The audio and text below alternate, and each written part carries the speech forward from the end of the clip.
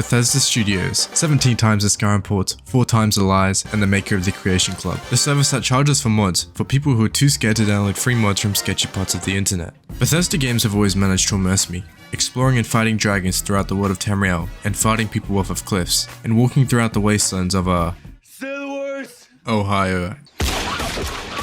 Usually Bethesda's trying to one-up their games with each new release, although there are some exceptions to that rule. Hello, are you my friend? As most of you probably already know, Fallout 76 was a colossal failure, with Bethesda promoting it as one of the next mainline entries in the Fallout franchise, a massive multiplayer Fallout experience. Suffice to say, Ninja and Rick and Morty weren't enough to save Fallout 76 from the dumpster fire that it was. You don't eat. I mean, you know. With Bethesda's reputation ruined from a broken launch, as well as being bundled with lore-accurate, life-threatening merchandise. When Bethesda announces a game, you know it will have all eyes on it, because if there's one thing that Bethesda's really good at, it's selling the idea of a video game. In 2018, Bethesda announced their first new IP in over 20 years, and 4 years later we would get our first look at Starfield, a Bethesda RPG in outer space, although it wouldn't be available until a year later in 2023, so they could do a little bit of cleaning up on all the bugs and glitches. But now, here it is, Starfield. An extremely outdated, unpolished and overhyped game. Can I talk my shit again? Before you get mad and take it out in the comments, hear me out, because Starfield isn't so black and white. And despite what you may think, there are a lot of layers to uncover. And no, it doesn't have anything to do with role-playing pronouns. But Starfield is a victim to Bethesda's outdated game design. The problems with Bethesda's game design have been fermenting for quite some time now, and being in space doesn't change the fact that these issues still exist. So now that I'm done with that intro, you're gonna sit down and watch my video about Starfield. And while you're at it, hit that subscribe button, because I am literally him.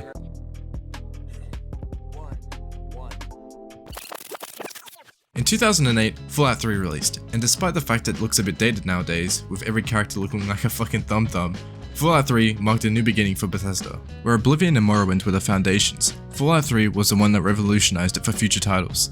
Not only that, but it established many of the core elements of gameplay that would be used in future Bethesda titles, like the new and improved VAT system, taken from the previous Fallout games, and the game that's responsible for all that juicy gore that we were once familiar with, which has basically been completely removed in Starfield. Fallout 3 let you explore the wastelands of Washington DC, well, at least try to. And while Fallout 3 did outsell Oblivion in terms of sales, it's pretty clear where fans sit in terms of which game was better. Not to say Fallout 3 was a terrible game, but it wasn't perfect by any stretch of the imagination, because Fallout 3 had its problems. The main quest was kinda meh, and most of the choices in quests basically had no impact on the world whatsoever. The game did have factions like the Enclave and the Brotherhood of Steel, but the game never really gave you the choice to side with the Enclave. It's a bit of a common theme in Fallout 3 that there's a lot of linear quests. You can either be evil or good, and much like the karma system implemented, there's really only two choices. Yes, you can destroy Megaton, but it's about one of the only quests that gives you that feeling that your choices actually had consequences on the game world. But even then, you're only still losing a few side characters in the town itself. The quest doesn't really change much outside of that. So Bethesda finished up with Fallout 3 with 5 DLCs, which were pretty cool. A Brotherhood of Steel DLC, an Alien Mothership DLC, a War Simulator one, an Enslavement one where you could kill a baby, and that one foggy one. For 2008, Fallout 3 was a pretty good game, and although it really did lack the player choice that rippled throughout the story and game world, the next entry in the series would deliver that hope. Fallout New Vegas was released in 2010, and while people were still trying to figure out what the numbers meant, as well as trying to analyze Halo Reach's cutscenes, Obsidian Entertainment was cooking up one of the greatest games of all time, and it's important to distinguish New Vegas from any other Bethesda game, because it wasn't even made by Bethesda, instead opting for Obsidian Entertainment, who were only given 18 months to develop the entire game and not 7 years to give us more loading screens. After being shot in the head, you wake up in Good Springs, and you're tasked to go to the New Vegas Strip and find out who shot you. But before you do that, you're given your first taste at Obsidian's quest design. Good Springs is under threat of invasion by the local gang known as the Powder Gangers, an escaped group of convicts, and as the lone wanderer you're given the choice to either defend the town or join them in gaining control over the town, introducing the player to New Vegas' open-ended quests. In New Vegas there are 4 major factions, and a whole bunch of other factions all with their own unique questlines and characters. All of these factions can be interacted with early on in the game, so you can decide which ones you'll side with toward the end of the game, and every NPC is killable in New Vegas. There's no crawling animation that plays when you try to kill someone. There is only one essential character that works as a failsafe if you decide to kill everyone else. So you can literally kill every NPC without the game breaking, but you'll probably have a lot less quests to do. New Vegas incorporated everything that Fallout 3 did and improved on it. Ironsides, a better speech system, more quests, better characters, and basically everything about it was improved, including the DLCs. because goddamn does Fallout New Vegas have some good DLCs, besides this one.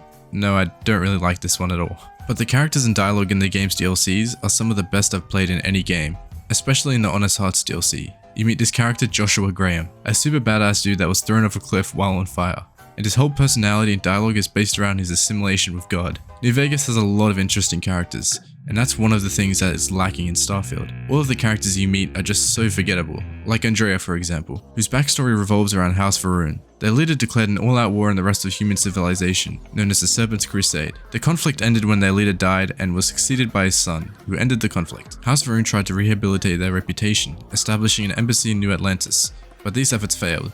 And as you play throughout the main quest of Starfield, you get to see the abandoned House Varun embassy for yourself, and their attempt at re-establishing what remained of their dignity, which is all thrown out the window when your only interaction with House Varun is largely based in combat encounters. In Starfield, one of the main rivalries you'll come across is between the United Colonies and the Crimson Fleet, but it's just so lazily done. I mean, there's a guy in the questline that threatens to kill you, and your first thought is probably, just to kill him so he doesn't come back later. But no, Starfield isn't like that. Instead, everyone in the Crimson Fleet attacks you for trying to kill the guy that just threatened you. It's just such a missed opportunity for Starfield when Bethesda chose to write the story and gameplay in the way that they did. In fact, the only time I really felt like I was enjoying the game was in the first 10 hours of my playthrough, when I saw a ship land in the distance, and I ran all the way to it, went to that ship, boarded it, killed all the pilots, and stole the ship for myself. It was really cool to see that they actually bothered to make something like this doable.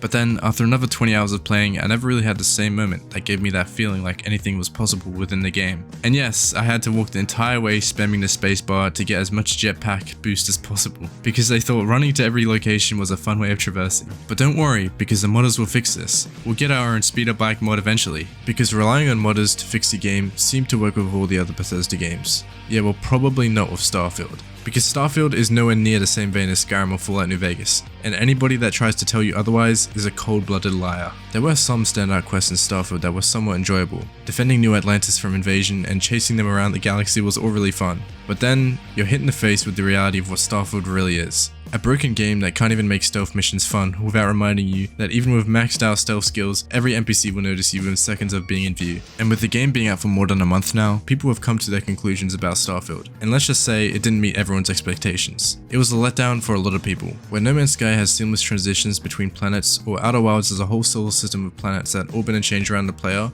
the question really becomes, why would you want to play Starfield when other studios do a better job than Bethesda at making RPG games? When Starfield was announced, Todd Howard sold us the idea that this was going to be the next space exploration game to rule the genre. There's unlimited possibilities, you can go wherever you want, but Todd left out a lot of details about how this game would actually play. And these false promises didn't save Starfield from its lackluster attempt at trying to engage players. Cyberpunk 2077 and Baldur's Gate 3 are some of the prime examples of what recent games that actually show us what modern RPGs are actually capable of. I mean, just looking at Baldur's Gate's facial animations and cutscenes side by side with Starfield, it goes to show how outdated Starfield really is, and it took half the budget of Starfield to make, and tops Bethesda's game design in almost every way. And Cyberpunk, a game that was unplayable at launch and universally hated more than Fallout 76. But now with its recent TV show adaptation and DLC release, Cyberpunk has been fixed for the most part. And while Cyberpunk still faces the same issues and problems that Starfield has, it at least has a decency to give you a story that you can be satisfied with. And it's within a world that doesn't need to put loading screens in front of your face for every interaction. Elevators don't need loading screens, as well as most of their interiors. Not having a loading screen or cutscene for every interactable thing. Red Dead Redemption 2, Spider-Man, and even GTA 5, a game over a decade old, were able to implement this without having the game slow down to a crawl. And it's what every open world game should have. And these games have been praised for that fact. But they are also better than Starfield in every other way. Bethesda are still in their old ways of promising a bit too much, and would rather sell the idea of a Bethesda game instead of giving it to you straight up without any filter. Even with Fallout 4, we had this false perspective of what the game really was. A game with the same problems as Fallout 3, packaged up in a new deteriorating look. And these issues that we've had with Fallout 3 have made it all the way back to Starfield, because Starfield's main quest is plain and simply boring. It's just a fetch quest for gathering artifacts and fast traveling between planets to float around and collect orbs, and it got boring really quick. And guess what? Instead of the Dragonborn, you're the Starborn. Because you get it, the game's in space, and you're the chosen one who gets to travel to planets, walk to a temple, and hover around and fly into orbs while epic music plays. I felt like most of the playtime was spent going to these temples and caves to gather these artifacts and superpowers. And all of these caves and temples have the exact same layout, and might have you second guessing yourself if you're really going crazy. But no, they really are just the same temples and caves you visited before, with a different artifact or power. You land on a planet, run for 4 minutes, enter the temple or cave, fly around or go to the end of the cave, a starborn dude spawns, you kill him, and then you leave. That's everything you need to know about gathering most of the powers and artifacts. And for the actual story of Starfield, which is practically non-existent, because all the characters are plain, simple, cardboard cutout characters, which you won't remember. She's gone. And the Oscar goes to... I mean, Tom Hanks managed to put more of a character into an inanimate volleyball than any of the characters in Starfield. The main quest of Starfield basically has no choice. You're in with the Constellation till the end. You're forced to be the good guy, and while you can join the Crimson Fleet, which is the only morally evil faction, this literally has no impact on the main quest. And eventually, after hours of playing through fetch quests, it reveals itself to be a multiverse story, basically meaning that all your choices in the time gathering the artifacts means you can do it again in your next playthrough. The multiverse characters are the characters you've met in the main quest from another universe, and you're given 3 choices. You can either join the multiverse characters or kill them both. And when you make it to the end of the game, you talk to your own character, and for some reason now has a voice. And then you can start your next playthrough, becoming one of the Star Guardians or whatever they are. You get a cool ship and a suit of armor. But why would you want to torment yourself playing through the game again? There are no cool Skyrim dungeons with puzzles or ancient relics that can be found with interesting backstories about how these artifacts actually came to be on a specific planet. They're just scattered throughout the galaxy. I mean, where's the Dragon Claws or a tablet that requires a bit of brain power to work out? Having to open a map every time you want to travel just disconnects you from the experience. The game's main mode of transportation is just fast traveling to locations. And like I mentioned before, the gore and blood in Starfield is non-existent, and is another downgrade that Starfield made to Bethesda's formula. It's quite disappointing considering that Fallout and Skyrim had some unique gore mechanics, with enemies' heads exploding or decapitating someone with a sword. Whether it was to meet the mature rating that Starfield has, was probably the reason to tone it down, but it removes a lot of that Bethesda stylized combat that we're so used to.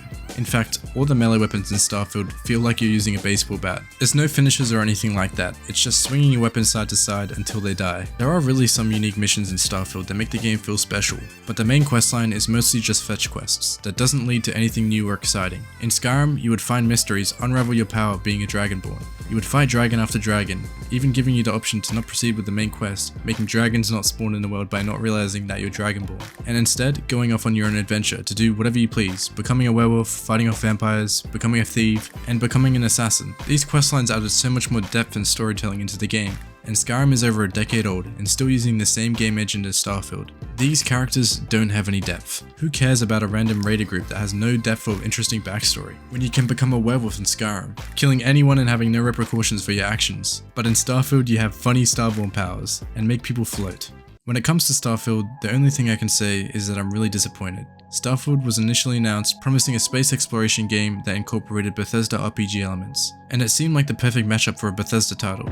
The hype and excitement surrounding the game was something only Bethesda could manifest, where once Bethesda was creating revolutionary games that changed the industry for decades to come, has now become a former shadow of themselves. Instead of trying something new and creative, we got a safe storyline that fails to capture any sort of storyline that went deeper than the surface. It's become clear that Bethesda's game design isn't going to hold up any longer if they continue on the trend of making games in the way that they do. Games like Skyrim and Fallout New Vegas showed us what Bethesda's engine and gameplay is really capable of, creating interesting characters and a world that actually felt alive. And while Starfield was still successful, the only thing that kept players from hating it to the ground was the fact that it was playable at launch, which for Bethesda's track record is an accomplishment. But when you actually play the game, the layers start to really reveal themselves.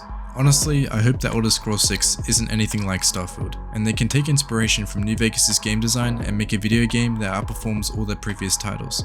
Because the way that it looks is that Starfield is going to set the precedent for Elder Scrolls 6. And if that's the case, I don't think I'll be playing Elder Scrolls 6. Thanks for watching. Join my Discord, link in the description.